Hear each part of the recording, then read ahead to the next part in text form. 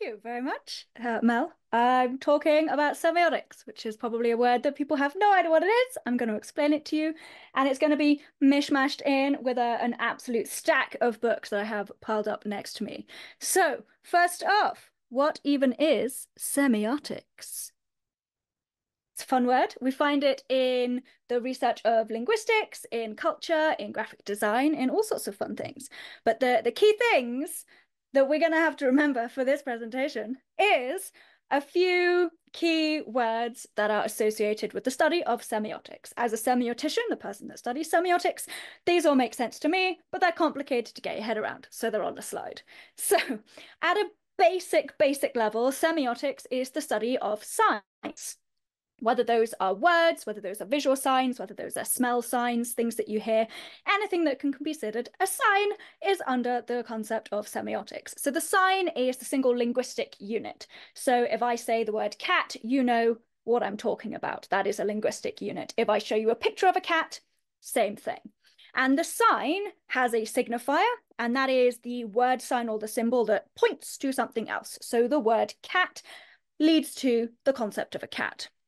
And that mental image and that concept is called the signified. So that is the thing that the sign is signifying. It's the signified. So I say the word cat, I show you a picture of a cat, that signifies the concept in your head of a cat. Sounds a bit complicated. The picture on the screen is a very famous painting that in French says this is not a pipe, which is true because it's a painting, but it's a painting of a pipe. So at what point does it cease being a pipe and be a painting of a pipe, but that's still technically a pipe. But then it says it's not a pipe. So what are we believing? The visual there, or the language, or the fact that it's a painting? Fun one.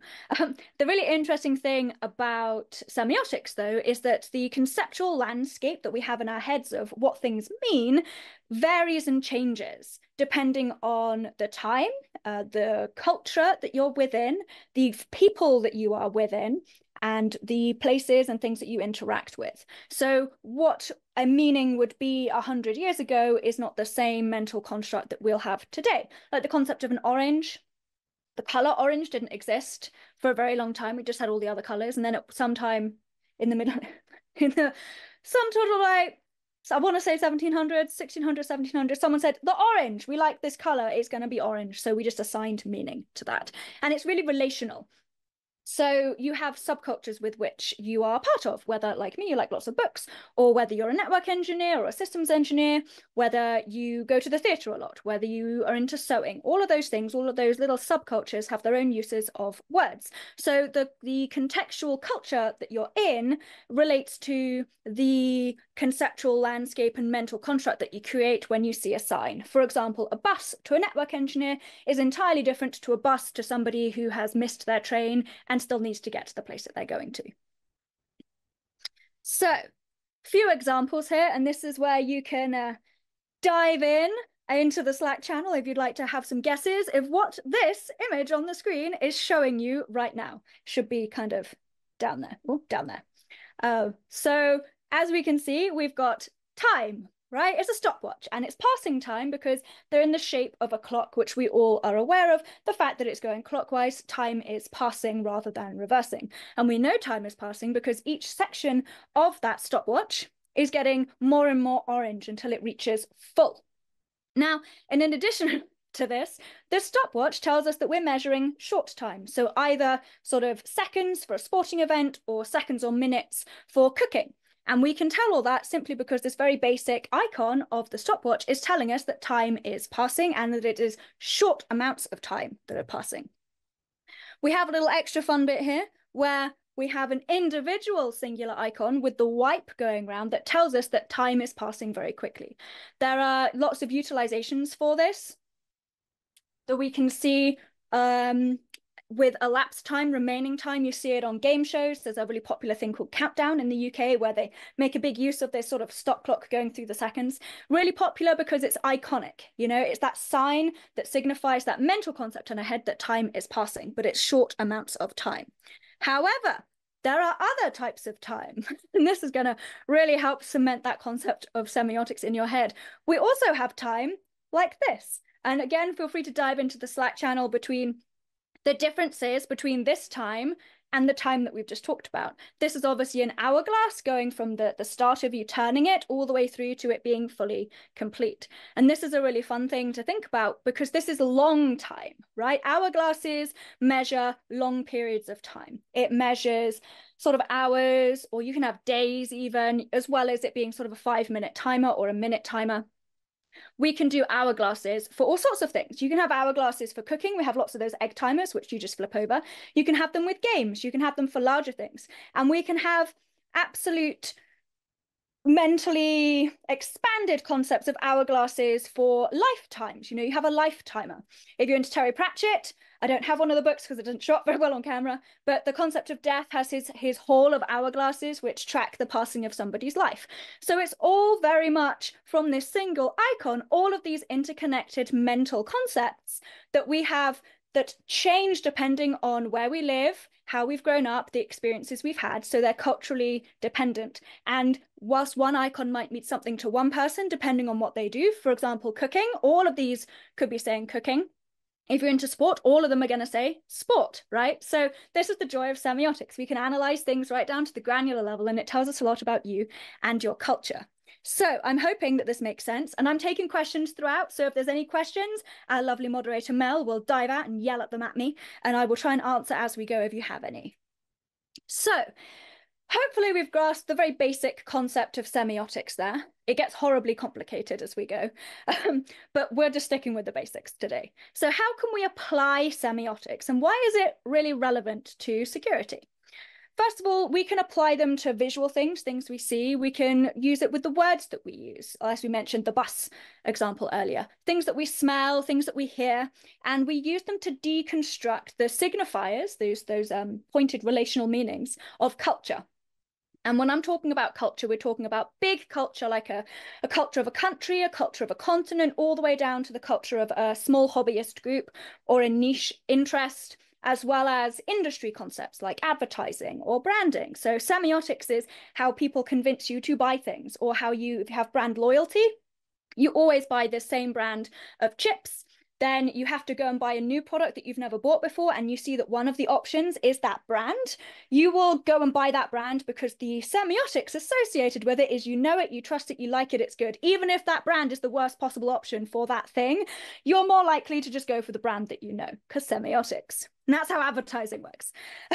So if we think about culture in a more sort of abstract sense with security, we have security culture, which fits into a wider organizational culture or an industry culture.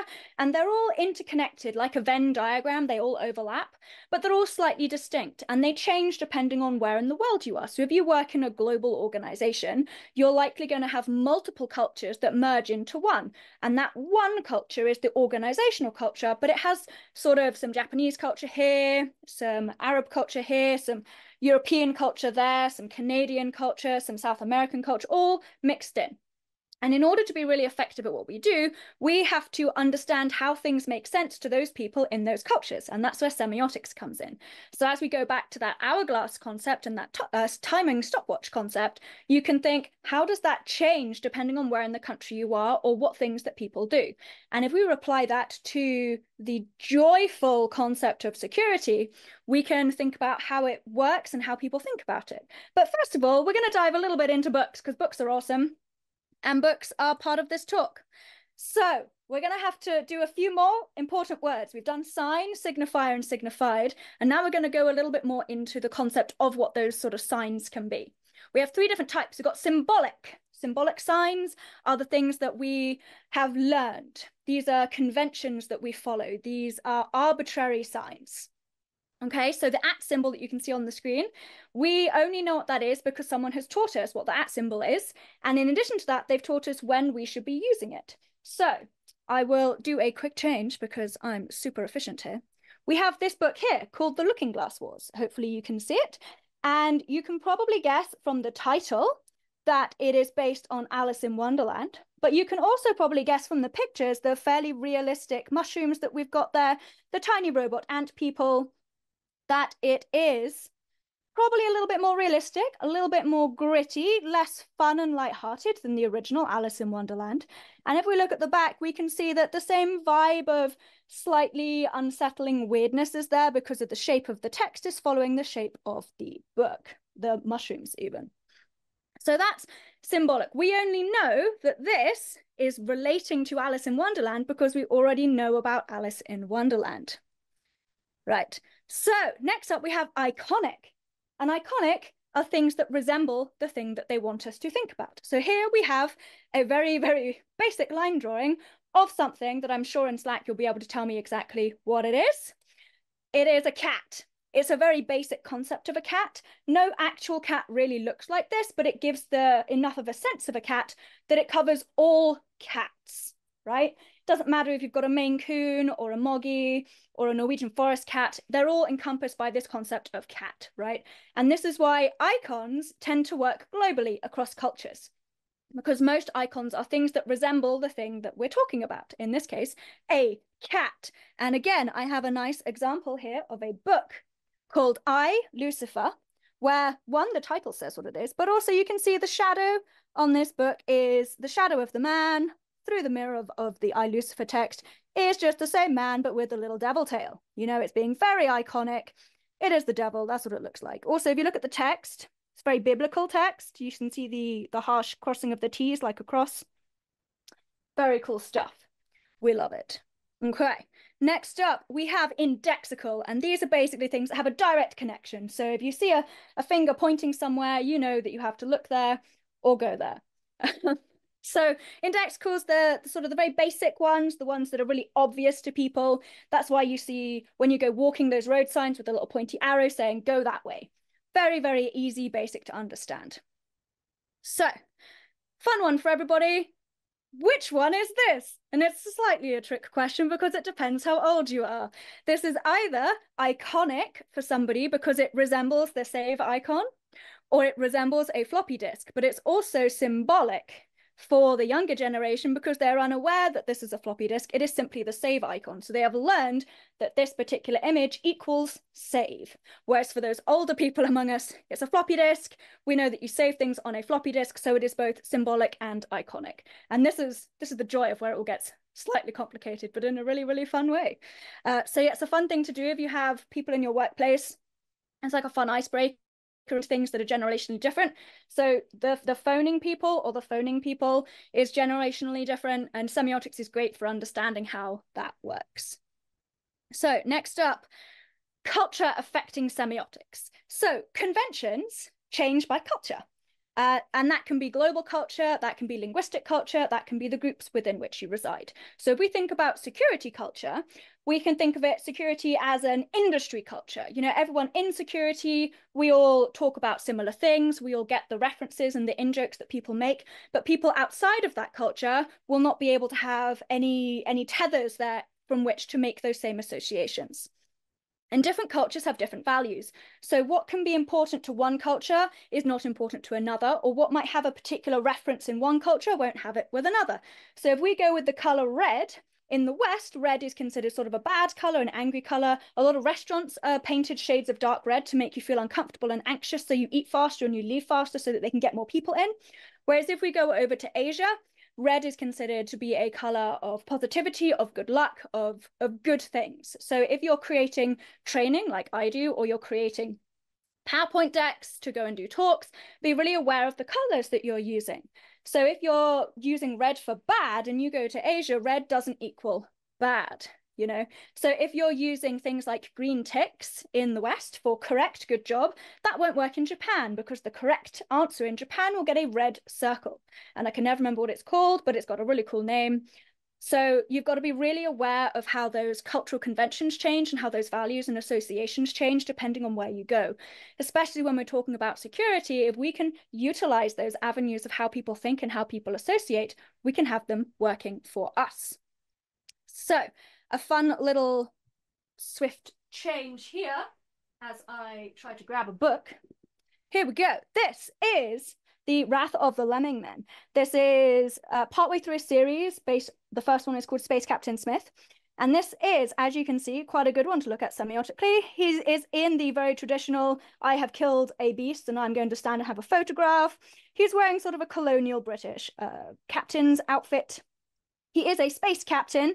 We can see there is over here, we've got a spaceship. It is basically British colonialism in space, but very jokingly and funny. And I'm not sure how well you can see the face that he is pulling, but it is kind of cynical and amusing. The text of it is telling you that it's not taking itself very seriously. This is a very good comedy book. It is absolutely fantastic. This is another one in this series, and you can see it's taking itself even less seriously, with the great joy of the woman in the nurse's outfit wearing a flying suit and a battleship in the top corner that looks like the game of battleships that you play, but it's in space. 100% well worth it. Fantastic. So one thing that we have extra fun here is, let's just get rid of that, is hopefully you've noticed that there's been a picture, an icon up here on the slide of what? Type in the Slack chat what you think this constellation is called.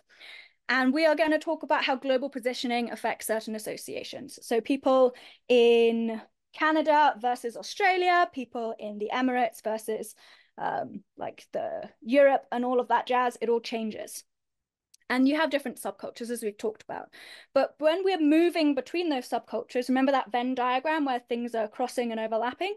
You are doing a lot of code switching and culture switching and context switching as you move between them. So as soon as you start becoming really aware of everything, you are able to start moving really accurately between them and utilize, and this is how social engineering works, utilize other people's cultures in order to get what you would like to be portrayed.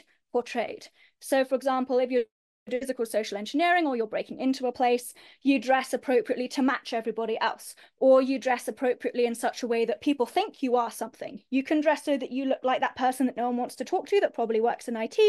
You can dress as if you're one of the people in charge, an executive or a consultant. You can dress as someone who's coming in to do construction work or building, you know, high vis. All of those things work, varying where you are in the world, will work slightly differently, but you can get the same concept over as long as you pay attention to those cultures. It also means that we can be more inclusive with accessibility and diversity needs, just like PancakesCon, by becoming aware of what everybody needs and what everyone refers to and what they like, so that you can then use that in the language that you use, in the imagery that you use, and all of that kind of stuff. Because when you move from one subculture to another, where you have no grounding tethers, have no associations, or you've moved to a new country and the things that you associate with certain words or concepts don't match, you get a really large sense of discomfort and anxiety. And it will stay like that until you can re-anchor those signified things. You know, those signs, signifier, signified, those mental concepts have to move to match the new culture or subculture in which you reside. So that's why it's really uncomfortable when you don't understand what people are talking about. If you join a new hobby group, for example, or you join a group of friends who have a lot of in-jokes and they use words slightly differently and it makes you feel, that's because there's a semiotic dissociation happening. Okay. Back into the book covers. We've already seen a few. I have so many more for you. And by the way, the joyful thing before is either the Big Dipper if you're in the US or the Plough if you're elsewhere. So when we're looking at book covers, we are looking at a huge number of things, and we're going to play guess the genre here. So we look at typefaces, and that's what often people call fonts. We're looking at the placement of text. We're thinking from a cover, we can tell who the book is for, and we can tell what kind of story we're going to get from the cover.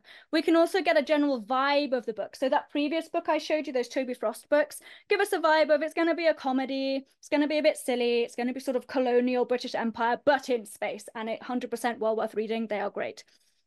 Also tells us what genre we're in. We're going to blast through a few books and we're going to play guess the genre. And you can also see what age people are being aimed at. So we are going to start with this book here. We know what kind of book this is simply because of how the author's name is the largest typeface on the front of the cover. It's in a very central position. The name of the book is at the bottom, and then the rest is this very uncomfortable looking person facing away from us. This is a crime novel. A lot of crime novels run on the name of the author rather than the title of the book. This is another crime novel. Same thing. Name of the author huge at the top. We have a slightly abstract, creepy thing that's related to the title of the book. We have crime. And again, just to really drum it home, another crime novel where we can see again the nice shiny name in the middle is the author name and the title is really tiny underneath it. Very abstract, but it feels dark and grimy and slightly depressing. It's a crime novel. That's how it works. We have this Deep Joy. It's a set, one of a set, volume 2 in a set, to try and get the glare off. This is Philip K. Dick short stories, the second volume, second variety. It's generic science fiction illustration. The illustration tells us how old the concept for this is, because generally the older the science fiction novels, the more illustrated it'll be in this sort of comic almost style, very sort of graphic designy.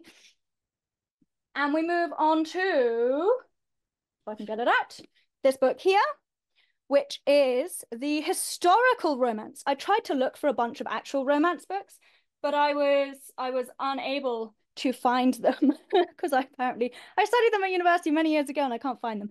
But we have the sort of the illustrated painting type of thing with the woman looking forlornly into the mirror. And we can tell it's historical because I'm not sure how well you can see it on the screen, but the way and the typeface that it is written in, very floral, very beautiful. So we will got 2 more. We have this book here, which is called Ring. And you can see there's a scary little house in the darkness. It is terrifying. It is glorious.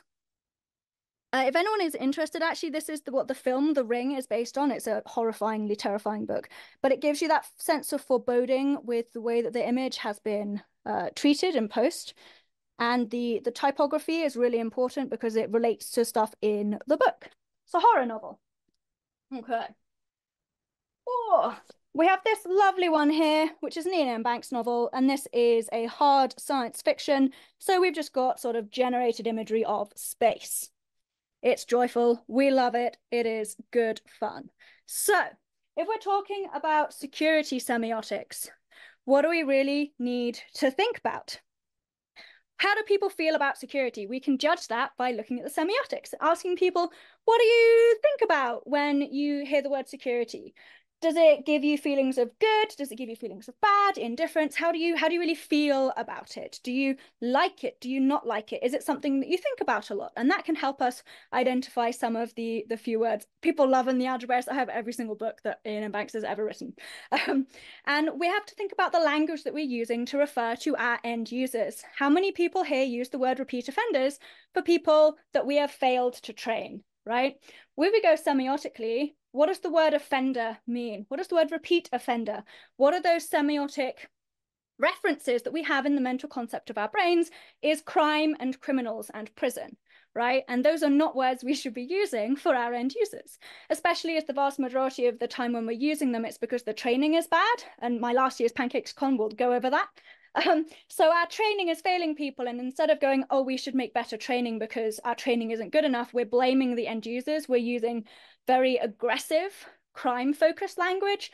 We're very victim-blamey in security. We like to call, I say we, there are a group of people within the security industry that like to call end users stupid or annoying, or I would never fall for that because I'm really clever.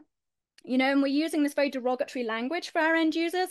And we've got to be really hyper aware of the fact that how we are talking about them changes how we feel, and it makes it okay to refer to them by that in our cultural bubble. And that people outside of that cultural bubble are going to only see the derogatory nature of that because it's echo chambering in our cultural bubble. People don't see the derogatory nature and how bad it is. There are a few of us calling it out, but there needs to be more because we need to stop and think about how people perceive the language that we use. It's not personal failings, it's failing in how the security is implemented in a low friction way, or the security is not accessible, or people haven't been trained adequately, or the training itself is really bad. All of those kinds of things we need to think about before we just start shunting blame onto people and using very aggressive, bad language about other people. You know, it's like conferences have code of conducts. The one for this conference is absolutely fantastic. And we've got to think about having potentially code of conducts within our security team so that we stop accidentally being horrible to people. Okay. On top of, oh, I pressed my wrong key. There we go. So we have a few more books to kind of drum this home.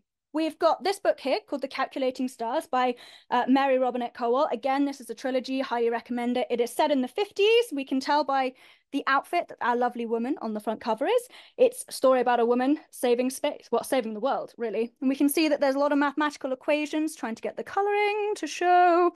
We can see all the mathematical equations showing up to the image of the space. Really powerful book, really beautiful. This is fantastic. You know, this book tells you what it's going to be. It tells you how it's going to be. It is really, really good. We're getting a huge positivity out of the way that this woman is standing. She is doing the mathematical equations, right? And it's these little things that give us power and that tell people what they're doing. We're going to dive into a big chunk of fantasy novels now. Have fun here. We have The Poppy War, great book. It's a duology, or maybe even a trilogy now. Really recommend it. We have a really interesting cover here. Most of the time in fantasy, we don't see people's faces. And they're often not directly coming at the person watching it, right? So over here, we can see that we have a beautiful, like, watercolor ink drawing.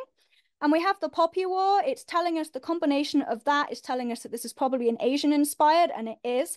And we've got the smoke here that runs through the poppy. Smoke is a really popular thing to have on covers in fantasy, but this one works particularly well because of the ink watercolory drawing and the fact that the poppy is red. We get the concept of like opium smoke, which is a really important plot point in this book. If we go to a more Western book, we've got Brandon Sanderson here, which I picked purely because it's got the same red and black motifs. You know, we're all very original in fantasy. And again, we see the smoke, but where the red is being used here, it's not to indicate, you know, flowers and death. It's just sword and death, right? And the smoke is very much just a concept here. It's just probably burning battle type smoke, that kind of concept. It's effective. And again, unusually, we've got a face here, but we're far enough through this series that they can put a face on it. Generally, they don't like putting faces on these because it makes it harder to self-insert. This is a much more traditional one. Again, this is a very popular author, so the author's name is absolutely huge at the bottom. And we have the shadowy figure wearing a cape, which is really, really generic. With the light behind them, you know this. They are the main character, super important. I picked this one because on the back, you can see all the other books in the other series. And again, it's just caped people where you can't really see their faces with variations of smoke. Fantasy is very, very predictable. Again, here, however, we have a glorious book, which is based on a retelling of a Korean Chinese fairy tale. And this is a beautiful cover to look at from a semiotics perspective, because we can see from the illustration style and the way that the buildings have been drawn where we are set, but also from the sea creatures and sort of the things that look like birds that are actually fish, that we are falling not through sky, but through water. But it's a little moment there that throws you as you look at it because of the way that we have the waves at the top that can also be clouds. Really beautiful cover, amazingly beautiful book, highly recommend it. It's one of those marvelous things that everyone should give it a go. The more that you do these analyses on books and the more you can kind of work out what you're reading, how it fits in, it makes it easier for you to kind of grasp the concept of semiotics.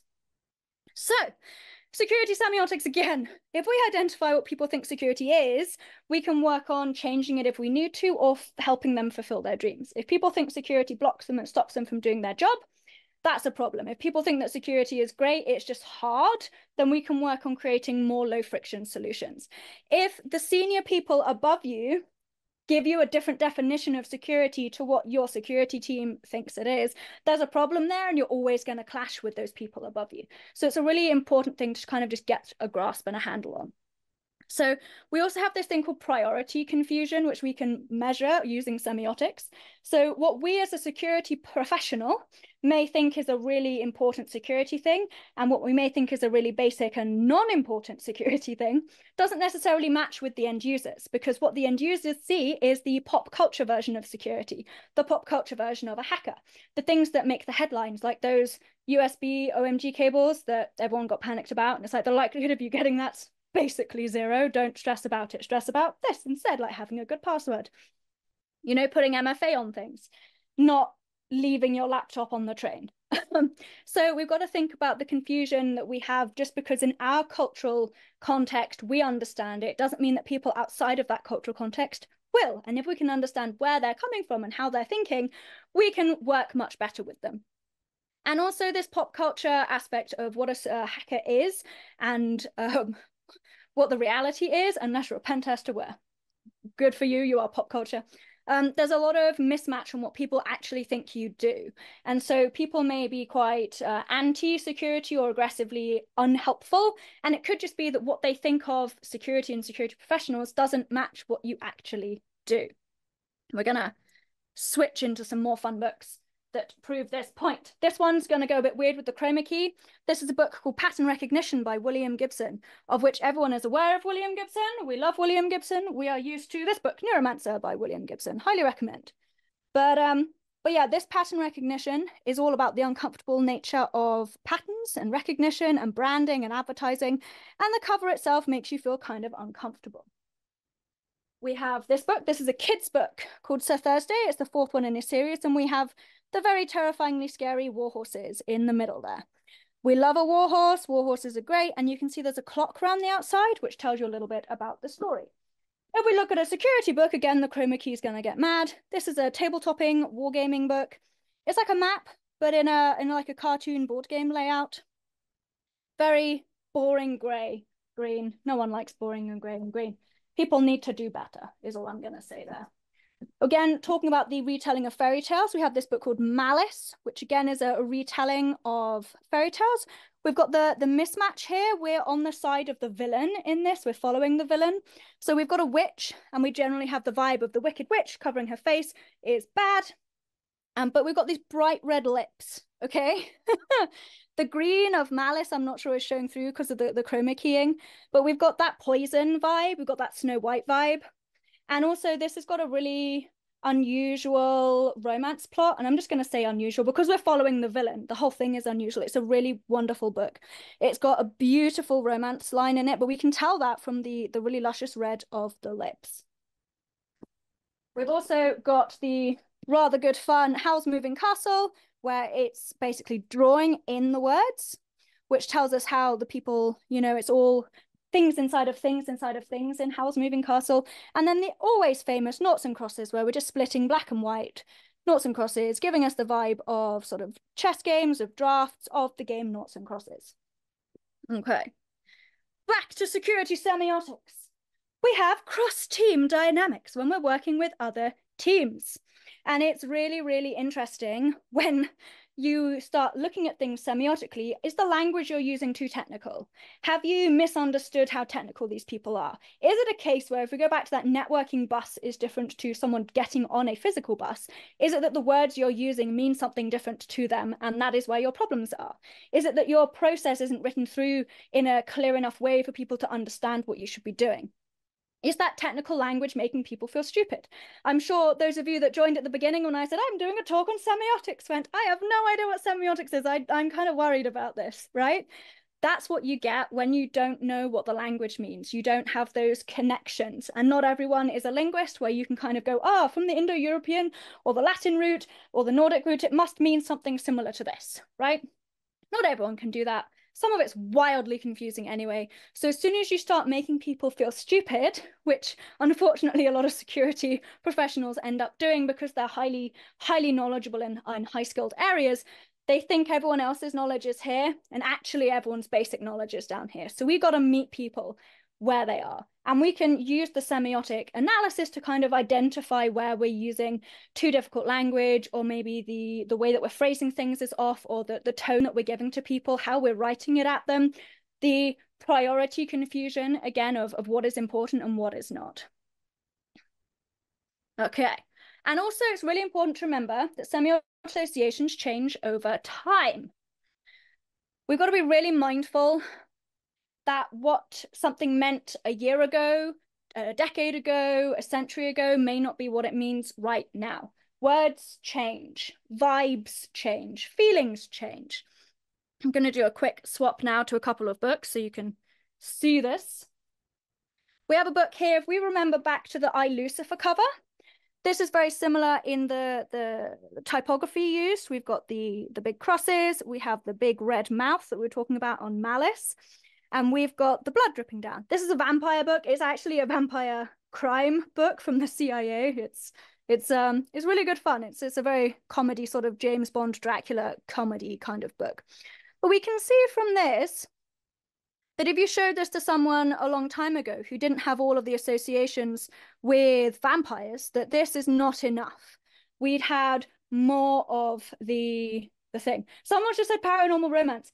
It is really interesting because there is because this is sort of vaguely comedy. There is like a paranormal romance, but it's not actually romance. It's more focused on like the assassination type vibe, but that is entirely the point of this entire book series. It's all about messing around with that in a really ironic way. So you can see on the back, the next two books in the series, we've got the boot, but with the knife in, and it's the addition of blood that tells us that it's not quite what we're expecting. If the little blood drip wasn't there, then 100% it would be entirely paranormal romance. We have this book by Robin Hobb, Assassin's Apprentice, which tells us, if anyone can guess, this is historical fantasy. We have the faux illumination script that you would find in old medieval documents. We've got sort of over here the sort of semi-crest thing, but it's in a very stylized, which tells us that it is not, in fact, modern. It is fantasy. Oh, we got a bunch of really boring books here. This is on color coding. We've got this book on the elements of eloquence, which is 20-year-old, and this is an academic textbook. Textbooks are boring, as you can see. Occasionally you get a really good textbook like this, which is all about culture, but how books take culture. So what looks like a building at the front is actually, and a staircase is actually just made up of books. This is a really good book if anyone is into that kind of thing. So we will swap back. Ooh. So we have to be really mindful of that language, that imagery that we're using, and making sure that the values of our security team aren't at odds with the words and the imagery that we are using. Really, really, really important that we do that. And that when we use imagery and language and words and the way we talk to people and the phrases that we use, we are supporting what security is here for. We are supporting the goals and the vibes and the goal of security, which is to help people and not to make them feel bad and be stressed and not know anything. I have 2 more books to show you, and then it will be time for questions. So we have this book here, which is a psychosocial engineering book called The Like Switch. Again, unusual color choice, but where this lives in the bookshop, nothing else is red, so it stands out. But you can see it's a very literal implication, like we talked about earlier with the pointing signs. It's a switch inside of the word like. And then we have this wonderful book here called Rivers of London. Again, this whole series is beautiful. It's a map of London and like rivers in red.